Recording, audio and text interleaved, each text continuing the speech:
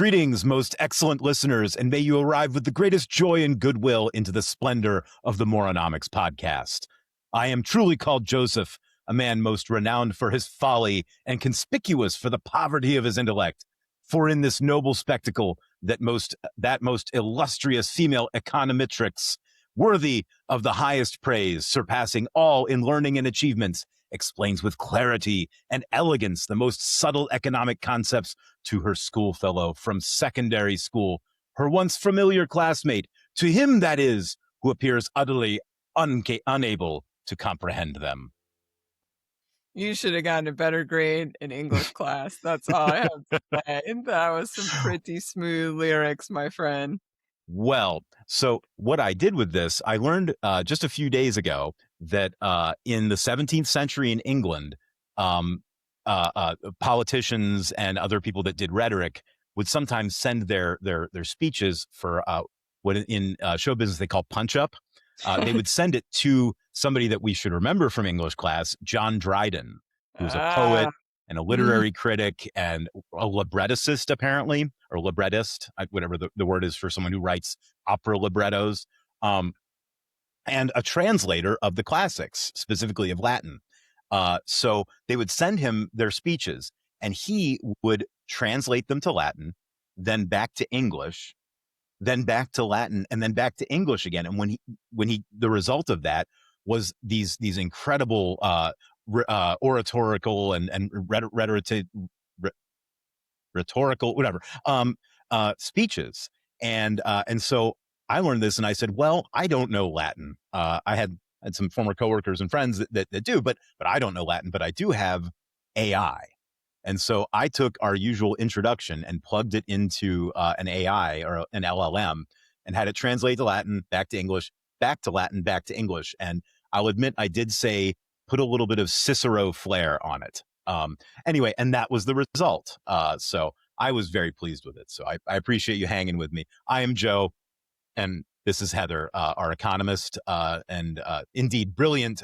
I got to read this part again. Surpassing all in learning achievements, explains with clarity and elegance. So yes. Anyway, so quick lightning round question. I feel like that was just a really good example, not just of AI's capability, but really what humans used to do before we doom scrolled all day. Right? Just listening to you talk about, Dryden, he could translate from Latin and write operas. Yeah. Yes, before we had social media. Done with all of our time before our brain turns mush, and I watch way too many videos. I'll admit, though, I didn't have AI or social media in the 90s, and my brain was still mush. So, but, all right. Now we're getting a little too deep. Okay. Okay. So, our lightning round question: which economist would be best at flying an F-16 Fighting Falcon? Okay. Well, I mean, this is maybe an easiest one, which is Jerome Powell, the chair of the Federal Reserve. I mean, look at how cool cat that dude is in the midst of a lot of incoming fire, right? Okay. Yeah. The past 8 years as Fed chair, how many times has President Trump threatened to go after him, remove his job, trying to criminally indict him? And that's just the president, Yeah. Right. People on Wall Street tried to bet against him. And so he gets harassed sometimes at elevators at hotels with people. I can't even imagine. The lower interest rates, lower mortgage rates. So, right. Yeah, I think. So he'd be good at flying an F-16. Okay. I think he shows a lot of potential. All right. Excellent. So probably maybe a little training, and then he'd probably be pretty good at it. Okay. Yeah. All right. So our topic for today is oil. So at the risk of sounding like great comedian Jerry Seinfeld, what's the deal with oil? So get us started on economics of oil and stuff like that.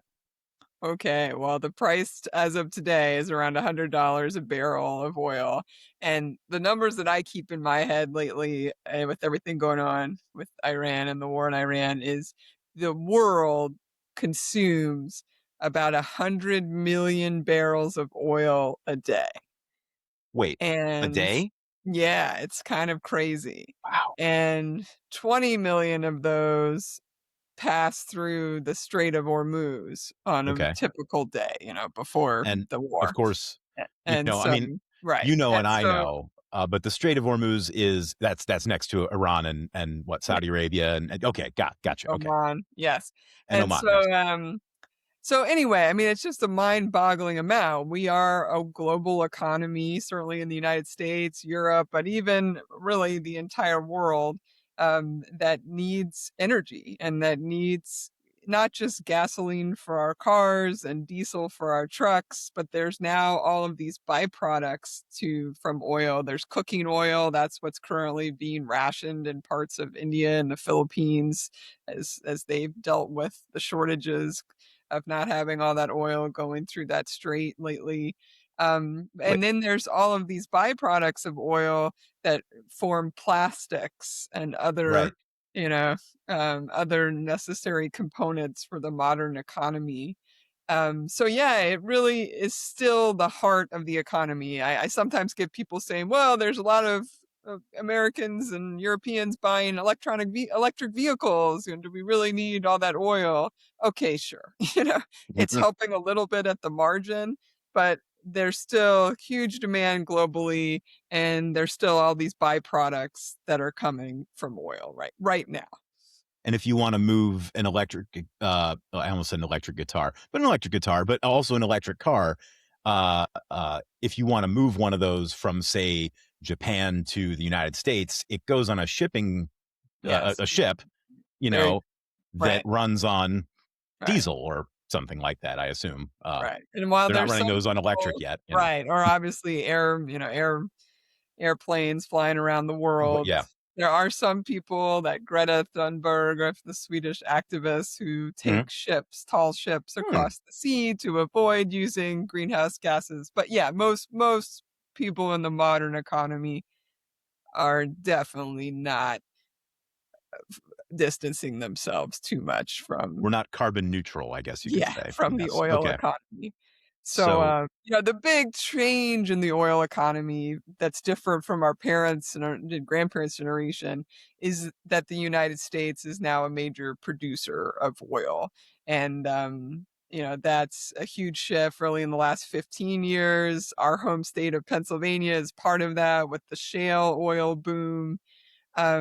And so that's why even in this weird world where oil has been trading over $100 a barrel and we're all freaked out by the price right now at the pump, uh, the United States economy can avoid a recession because we actually benefit, or at least the people in Houston and Oklahoma who mhm, run those oil companies, there's right. parts of the economy right now that are benefiting. And that's really different from the oil crisis of the 70s when we were so dependent on those Foreign imports, oil. Yeah. on foreign oil. So that's been a really big shift. I will say as we're all learning, I think we talked about this once before on the podcast, the United States mainly produces the light crude.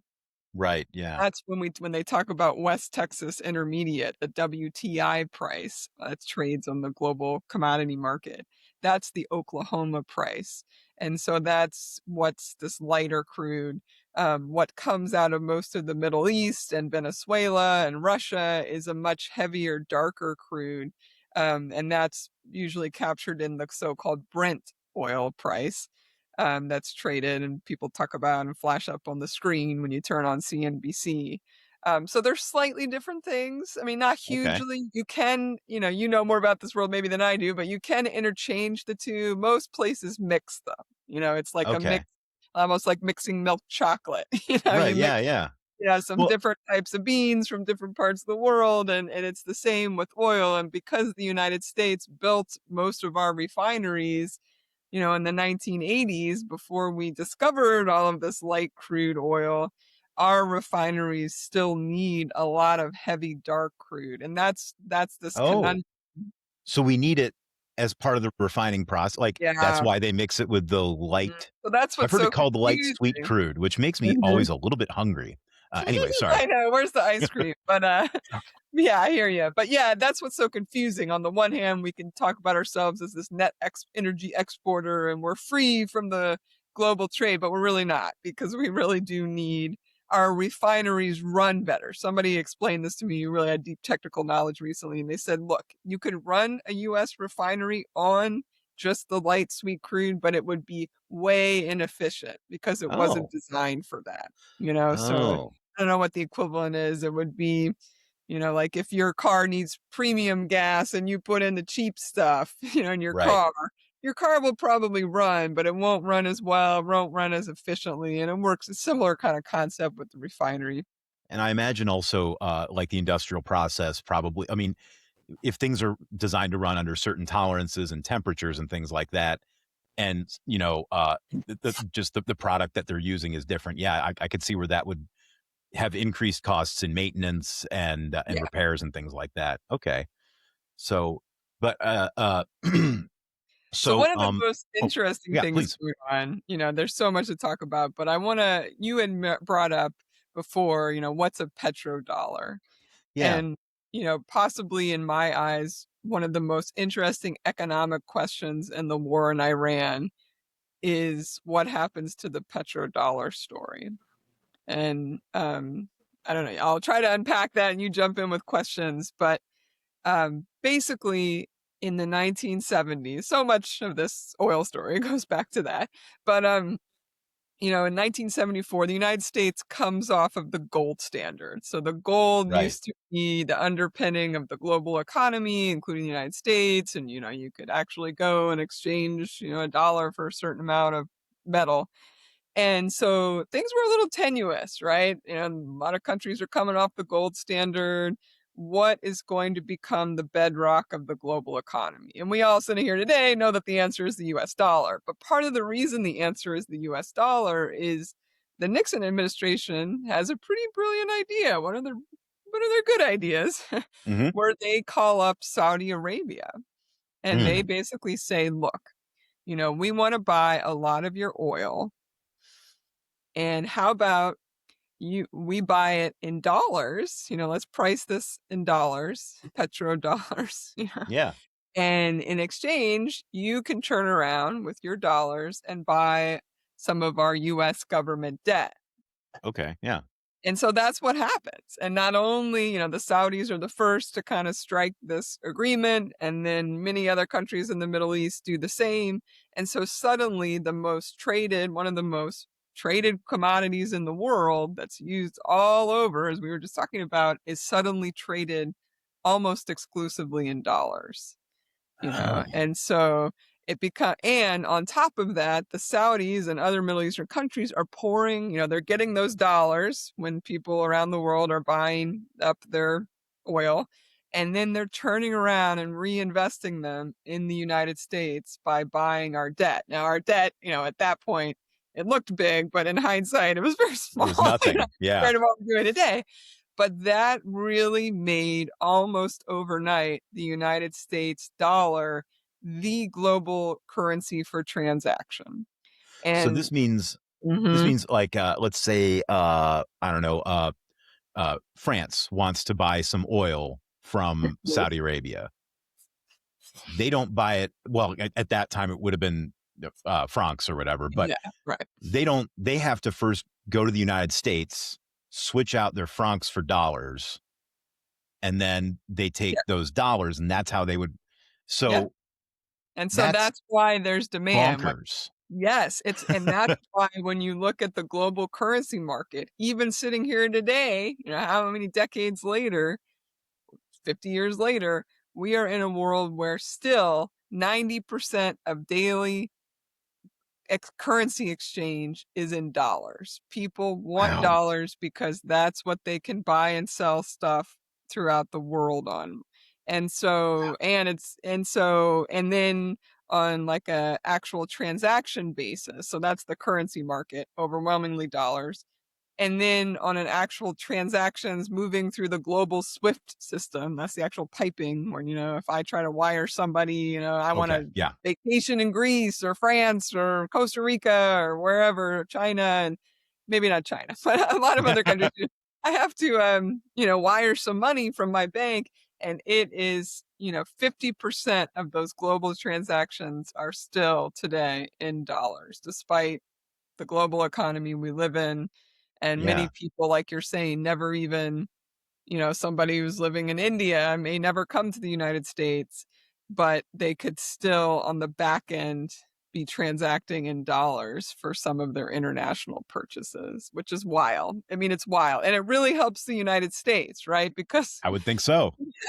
with all these people buying our debt, obviously that keeps our mortgage rates low, that keeps our credit card rates lower than they would be, our borrowing costs way lower than they would be otherwise if we didn't have this. And it has kept our US dollar, fairly stable, and we Yeah. can go anywhere with it. And this is petrodollar Yeah. stuff. And I yeah, and feel like that's I'm where it's finally sort getting a of handle on what a petrodollar, like Mhm. what petrodollar means. So it's not like, and this is a real moron hours here, as the kids would say, or the kids might have said 10 years ago. I know. But so this is, I had been building up in my head that a petrodollar was like a Bitcoin or something, like it was a separate currency. But no, it's the system of exchange for oil and dollars and stuff. Okay. Okay.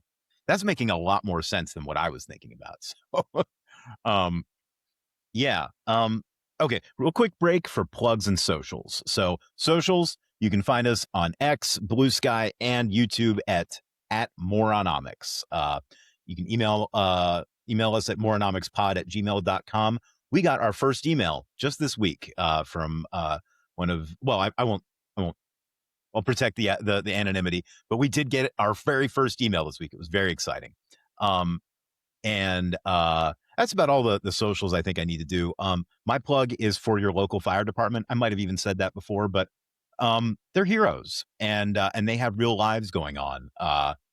Apart from the hero stuff they do every day. So just if you see a local firefighter, EMT, whatever, just say thanks or something. I don't know, or whatever. If you have the opportunity to vote on a ballot measure that makes their lives better in some way, just go ahead and do it, because they're all heroes out there. So that's my plug. Do you have anything you want to plug, Heather? I saw a new Everyday Economics. I got one just today. So Yeah, I'm slowly trying. I'm trying to do some substacking for anyone who needs more.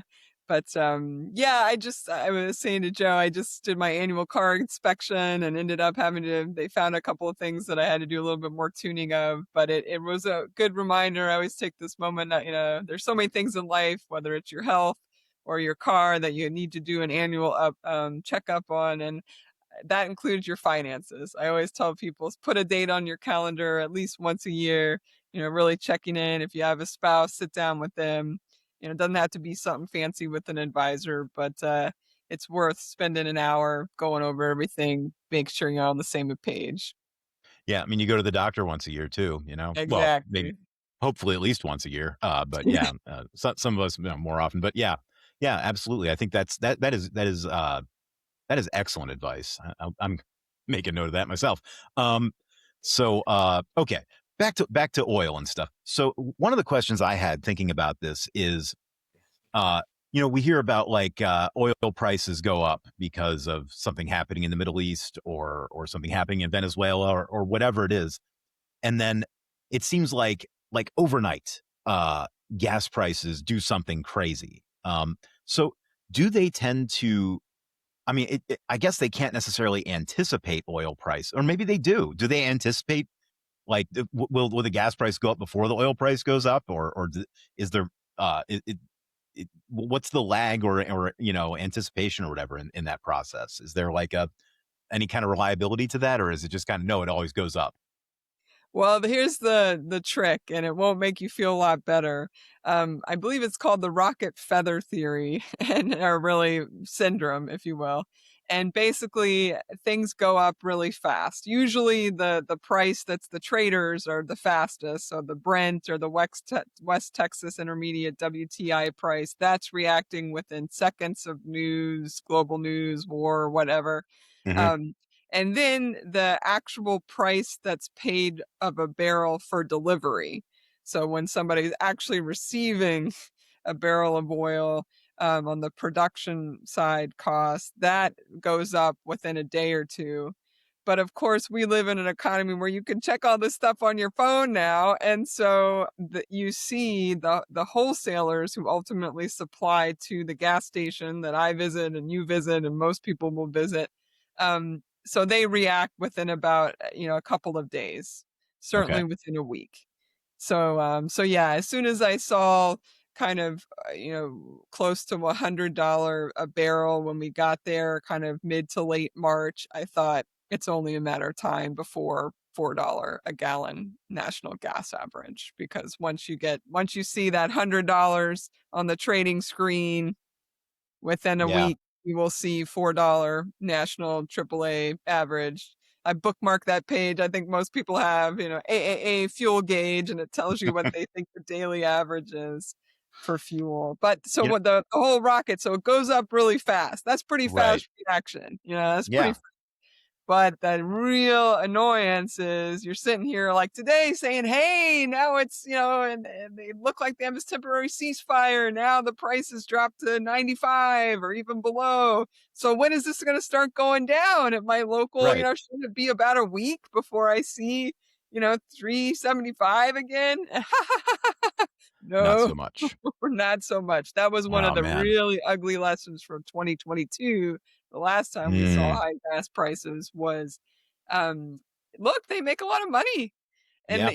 they argue to you that they don't wanna risk, they wanna make sure and certain that the price has really gone down and they won't get stuck having to still pay those higher prices from the wholesalers, but Right. reality is they are milking that cow and they are gonna keep it going for weeks before it goes back down. So that's the Because feather. It goes down like up I like see. a rocket or a bullet and down like a feather.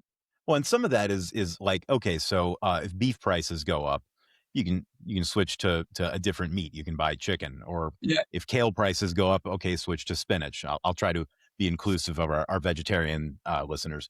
Uh, but there's no substitute for, like, gasoline is Yeah. gasoline. Bingo. Your car is not going to run on anything but gasoline. So it's like, oh, I'm trying to remember. There was a term a friend of mine used. Inelastic. Is that Yeah, you got it. inelastic Wow, look demand? at you. Yeah, certainly in the short term. I Right. sometimes hear people say, well, if the straits close, wouldn't you just Saudis can move oil across their country and they could use the Red Sea or they could use somewhere else to ship it out. Yeah. Like, sure, Once they they can do build that. the infrastructure for that, Yeah, right? Because the exactly. infrastructure is all built for Yeah. the Yeah. Strait of Hormuz, right, Right, yeah. right, and it's the same thing like you're saying, sure, more people could switch to electric vehicles or more people would switch to more energy efficient vehicles, yeah, but all that stuff doesn't happen in a week, or Yeah. in a month, and so, um Hmm. so yeah, in the short term, it's what you call inelastic, which is basically there's a set demand at 100,000,000 barrels a day, it's like an eye, there's a set demand, Yeah. and so it just depends on, how much supply is out there, and that sets the price. Man, that's rough. Uh, yeah, 'cause, I don't know, so I think about this stuff. I know people that when they see the oil price go up, they say, "I'm gonna go out and get my fill up my gas tank tonight." And I I guess you could do that if you're kind of in an optimization kind of perspective. I mean, what am I gonna do? You know? Like, I could live like that. My approach is more, and this might be a time preference thing, calling back to episode 2, but this might be a time preference thing that I figure, when I get to the gas station, I mean, I don't I try to watch for ones that aren't quite, because every now and again, there's a gas station that charges like 30 cents more a gallon than any other one, so I try to avoid those, but in general, when I need gas, I find a gas station, I fill the tank, you know? I mean, I could worry about it, I could get mad about it, but, what am am I gonna not drive, Like, yeah, Well, anyway. but there's probably a price where you do think about it more. I mean, I'll admit, and I told people that I thought $4 gas again, and in Virginia and you're in Maryland, Mhm. Pennsylvania, these states tend to be right around the national average. And so when I saw the 4 come back, it is psychological. It is Yeah, like you, I didn't think a lot. Even when it was 350, I was like, okay, not the end of the yeah, world. I did a little bit of filling up. When I first heard the war news, I made sure to fill up, but I will say one of the things I learned recently is filling up on a Sunday is usually good. And the oh, reason is that those market prices are closed on Sunday. And so I see. usually whatever the price is will maintain at least until Monday morning. And so that's an interesting little tidbit that I personally Okay. picked up recently, and it has definitely changed my mind if I'm on the verge between Sunday or Monday or Tuesday. Okay. So okay, I've heard a word. I used to listen to on NPR Marketplace. I used to listen to that, and they would talk about oil futures, and then they would say some numbers. What was it? Kai Rizdal was the guy. Yeah, Um, he's yeah, was great at explaining economics or the economy and finance and stuff. I mean, he was great at explaining it. I was not great at remembering it. But so oil futures. So I mean, sometimes you'll see people even posting graphs of oil futures, and they're doing crazy stuff.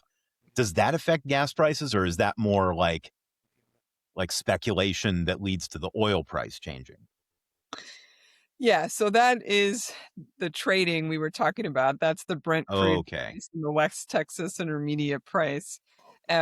What's a little confusing is um, those are not generally contact tracks. Most people who are trading and buying that oil don't actually want to receive a bunch of barrels on their doorstep, right? So right, they're trying to just hedge a little bit what the price is. You know, they could be a shipping company and they need to make sure that they're protected against a big surge, or maybe you know Amazon is very involved, as you might imagine, in this world.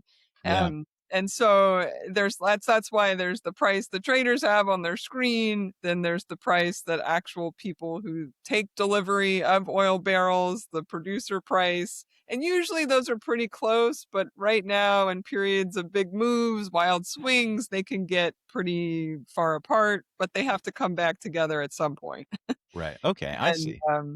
and then let me go back to petrodollar though. So you know, this war in Iran, there's so many impacts, but really the thing to pay attention to is who is ultimately going to control that strait. And right now, you know, sitting here in early April, it's Iran. You know, they control it. And they are now trying to say to ships that if you want to go through the strait, you have to pay a toll. And Mm. you have to pay that toll in Chinese yuan or our good friend, the stable. Oh, oh, okay.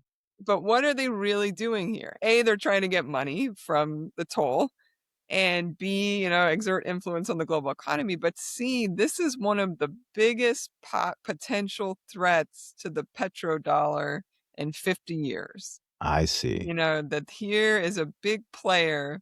You know, they pump some oil. They're not obviously as big as the Saudis, but what they can really do here, you know, if they're charging for 20 million barrels going through there a day, and they're trying to shift away from the dollar. And that doesn't mean the dollar wouldn't be used anymore, but it would Right. be probably one of the biggest dents we've seen. You know, we'd go from 90% of global transactions in the currency market being in dollars to potentially, I'm spitballing a little bit, but let's say 85 to 88%. You know, Which that's how is much it a could bigger move. hit than it's taken in a long time, right? Yes, Yeah. yes, and, you know, Russia has tried to do things to move that needle, China has tried to move that needle, and they have not succeeded. We're still at 90% transactions in Wow. dollar, you know, in the dollar, but this could move it in the same way Okay. that the initial establishing of the petrodollar in 1974 totally changed the game about, you know, the global Okay. currency market.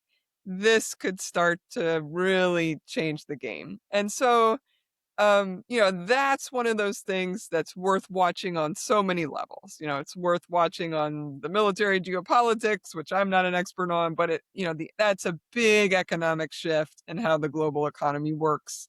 And for us in the United States, obviously, and potentially, not that we would say like goodbye cheap borrowing costs, but you know, that probably adds a couple of tenths instead of a, you know, 6% mortgage, maybe that's a 6.2 going Okay. forward because And there's a I'm sorry. cost to that. There's a Right. cost in being the petrodollar king. And because of how fast news moves, I just want to say full disclosure, it is Yeah. April 8th to Yeah. 2026 at 6:04 p.m. In Yeah. case things change a lot, we were operating with the best knowledge we had at this moment. So Right. I And the say risk we, is still Evan. there. You know, I think we Yeah. all want the ceasefire to last, but this risk is still there and going to play out probably more in the years to come, even if there's a resolution now. Yeah. Um, the one other question I wanted to ask, and it might be pushing a little, I don't know if it's an economics question, but if someone, industry or government, whoever, wanted to drive oil and gas prices down, is there like a lever that they can pull, or a switch they can flip, or something like that? Are there ways to do that?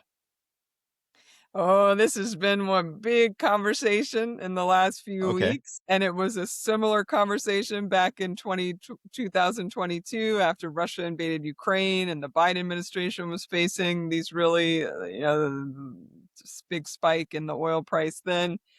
The short answer is not a ton, but you can do some things. And the Biden administration, the first thing they did, and then the Trump administration just did the same, is they tapped the Strategic Petroleum Reserve. You know, the United Okay. States does literally have massive vats of oil that we save in the case of wartime.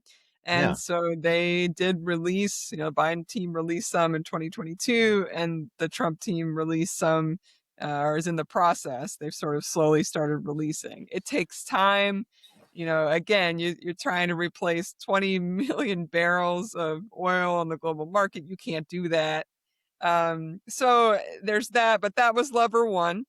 Lever 2, which is getting a lot of talk right now, is part of that cost that we pay. You know, when I drive up and see the $4 and some cents right now, and about 20 cents of that, 18 to 20 cents, is the federal gas tax. And then every state adds a tax. I don't know what Maryland's is, but it ranges from, I was just looking at this, it ranges from 9 cents in Alaska to 70 cents in California. And, Woo. you know, a lot of states are in the sort of 25 to 50 cent range. So Okay. there's been pressure on state lawmakers and federal lawmakers to suspend the gas tax. Now, that gas tax, what is it used for? It's used to pay for road. That usually funds highways, road improvements, snow pickup. I mean, that, it directly pays for the cost of roads. But sitting here today, if you get close to $5 gas again, people need relief. And, is Yeah. it okay to suspend that for a month or for 2 months or the summer? These are real big debates across America right now. Yeah, I think that the tough thing about something like that, and I always like, I definitely, I'm sympathetic to it. It's, it it does in the short term, and in a relatively immediate way, it does lower the price. But the problem is, anytime you roll something like that back, when you reinstitute it, it's another shock, right? I mean, so and at some point you have to, or you have to find a new income stream. So you're gonna pay for it somewhere. But yeah, Exactly. okay. You can't do it forever, and so that's why they don't like to start this game, because once you do it, it's kinda like, you give in to your kid. Sure, you can have some more just one more piece of candy. Well, then every night they want a candy, and you're sort of But like, there "It's was Halloween every night." there was a great work of literature about this. If you give a Yeah. mouse a cookie, right? I mean, it Exactly, was, there yeah. you go. You're good on the Okay. literary tonight. But anyway, Yeah. that's Those are under the 2 main debate. things, though, is the Strategic Yeah. In the short Petroleum Reserve, Yeah, and in the short the term, tax if holiday you're a sort of thing. politician, those are the 2 easiest levers to pull. There are discussions, there's been a lot of headlines crossing my Bloomberg terminal, like, "What if we reopen drilling off the coast of California, or more drilling in Alaska, or we could pump more from Venezuela, or we could build more pipelines across the Middle East." Again, all those things are great. They are not gonna change the price of oil and gas in the next year. Probably Yeah. not even 3 years, so there's just kind of a sanity check there. Yeah. Yeah. I do, I see events like this, and I wonder, how long has Iran, uh I mean, they've controlled that Strait of Hormuz for quite a while, and we've known that. I mean, I don't know, how long have they been collecting these tolls for? A long time? Because that seems to me like, you know maybe we should have built a pipeline around it sooner. I mean, or some like it seems like maybe that would be something to talk Yeah, about at well, they least. didn't control it before, and a lot of people have pointed Oh, out that, there's 2 countries, when you look at that very little part of the map, that 20 miles or whatever it is, the really, really narrow part, like, that's where they can extract the toll, but there's 2 countries on both. There's Iran on one side, and I believe it's Oman on the other side, and so, what's Oman gonna get? Obviously, they don't wanna yeah. see the entire whatever toll go to Iran, like, that doesn't even make sense. That's why that waterway is not actually owned by Iran, you know? Oh, But okay. obviously, it's been a great military strategy to essentially Well, they don't even have to necessarily patrol it, they can just threaten, "Oh, right. we maybe put mines down there, you wanna check it out?" These sorts of Yeah. things. Wow. I Right. mean, and uh, I guess I don't know. Like, so it's an interesting. So I guess I'm trying to think of how to describe this, but like the risk calculus. It's like, yeah, maybe they didn't mine the whole thing. Maybe they didn't like. Maybe they don't have something set. But do you want to be the one that sends a tanker full of crude oil Exactly. through there? Because I don't know if you know about this, but oil is apparently flammable, so that could go real badly. And even if it doesn't all burn up, it's a terrible mess. So yeah, man, Yeah, what a exactly, and complicated that's situation. why if you talk to almost any economist or trader, they will tell you that they do not see oil trading below $80 a barrel this year at all, because even Wow, if the war ends, and, now, okay, now there's a big difference between $100 and 80, I mean, don't get me wrong, but, sure. we were trading in the 70 or below, in the 60s dollars a barrel back before the war. So What's this the was highest it's ever been though? Like I'm trying to think of, and of course this is always like inflation adjusted or yeah. absolute terms and stuff. Like, have we been in this territory before? Like you said, 2022, but like maybe not. Yes, I don't know how to do okay, the I apples to just apples looked it up. Yeah, comparison. I just looked it up. Most people would say it was summer of 2008. I remember Uh, that summer. That was a lot of fun. Not the yeah, gas prices part, but I had a great summer that year. Anyway, sorry. yeah, and so it was one of those things that was, kind of a multiple domino effect, like, the price got so high that there was what's called demand destruction, like, people just Mm. stopped, shopping as much, stopped driving as much. I remember Not going on the right, family vacation, that kind yeah. of thing. Yeah. Yeah, I remember articles in the local newspaper about staycations or even about trying if you drive at, like, I think the magic number, you'll know it, it's like 55 miles per hour, there's like a Yep. magic number where you're kind of the most efficient for your car, hmm and so people were There's a doing this.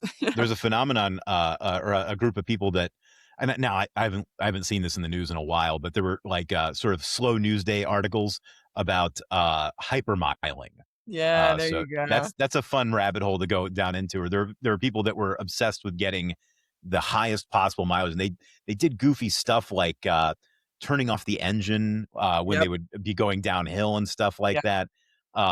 Yeah, that's so maybe we're looking at maybe getting some of those. I mean, if we ever have a slow news day again, we might get some more hypermiling stories and stuff like that. Yeah, actually, and my favorite oil slash gas story, whatever, and I promise it'll be quick, was probably about 20 years ago. The musician Neil Young, uh, who one of the first songs I learned to play on the guitar was a Neil Young song, "Heart of Gold." Anyway, but he adapted. I think it was a '72 Lincoln Continental. Car people will hear that and you know what I'm talking about. But he adapted it to run on biodiesel and put a static state generator in it. So like a a diesel generator that generated electricity, but when it's a generator, it runs at a constant efficiency rate, at the highest efficiency constantly, and then ran an electric motor to drive the car, which I thought was just so cool. But it was the kind of thing that would only make the news when oil prices were going crazy.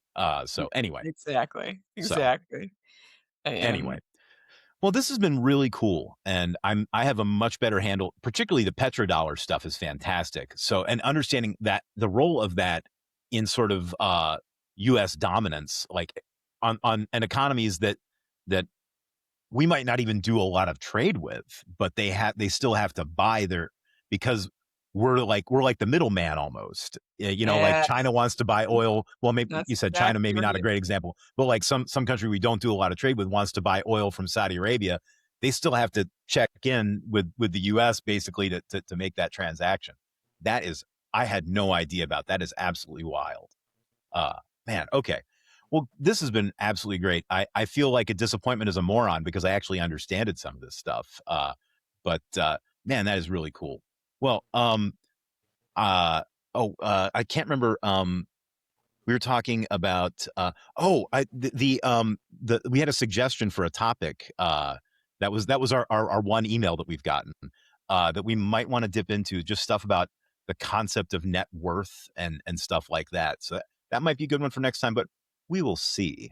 Uh, do you have anything else? I feel like I'm wrapping up and stepping ahead of you, maybe on your toes. But did you have anything else you Hey, wanted this is to? why you're the MC, Joe. No, Yeah, I think that sounds great. Maybe yeah, we can also touch on the debate around that net worth debate about there's been some interesting articles recently on, is the middle class shrinking? Is it growing? Is the upper middle class growing? So I think a lot of that could be yeah, really fertile ground. So thanks a lot.